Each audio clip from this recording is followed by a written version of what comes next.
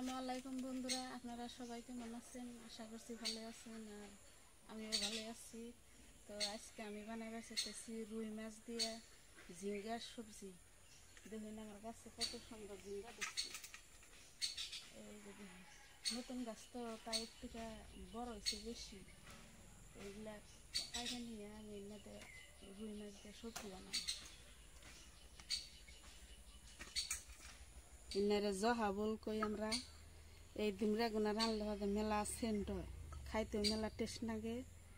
দেখুন এনার সাইজ কত খাটা খাটা খাটা হইলেও এনা খাইয়া খুব টেস্ট।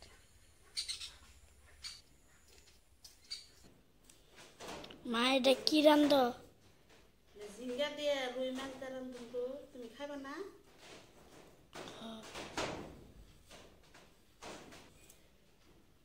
ঝিঙ্গা গুনা লম্বা লম্বা করে কাটে নিচ্ছি আমি।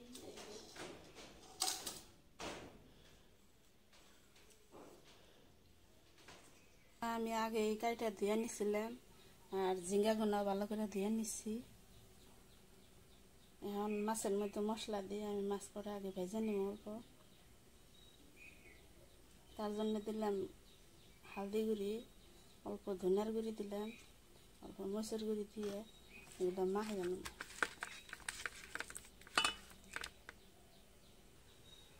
মাছগুনা ভাজার জন্য আমি কড়াই বহাইয়া দিচ্ছি।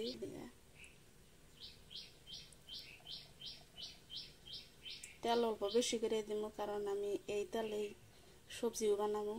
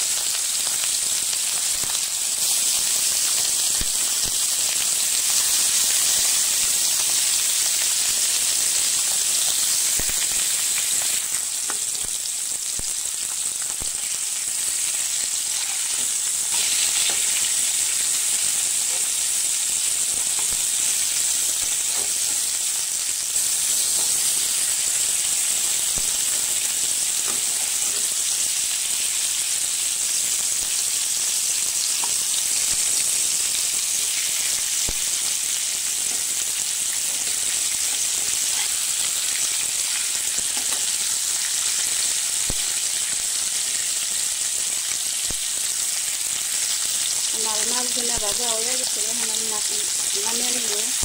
মাছগুলো অল্প কম ভাজলাম, কারণ সবজি বানালে মাছগুলো অল্প কম ভাজা রাখলে সবজির অল্প টেস্ট বেশি আছে।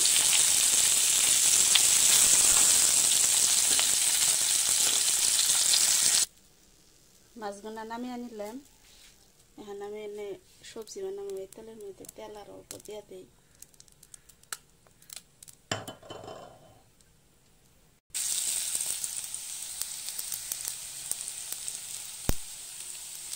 এখন আমি জিরা গুঁড়া দিয়ে দিলাম।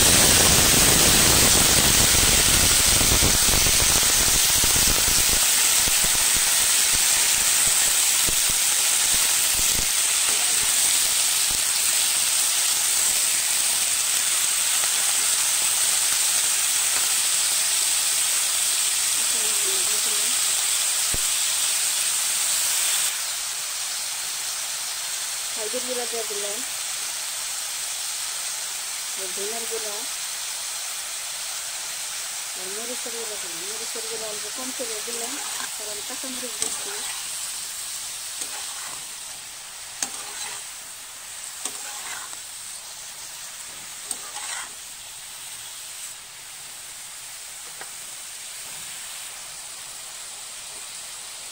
লবণ দিয়ে দিলাম।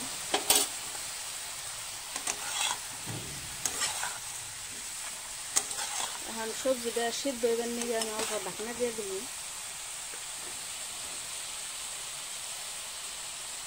রান্নতে খুব বেশি টাইম লাগে না, আর মাছগুলো অল্প বড়, সিদ্ধ হইতে অল্প টাইম লাগবে।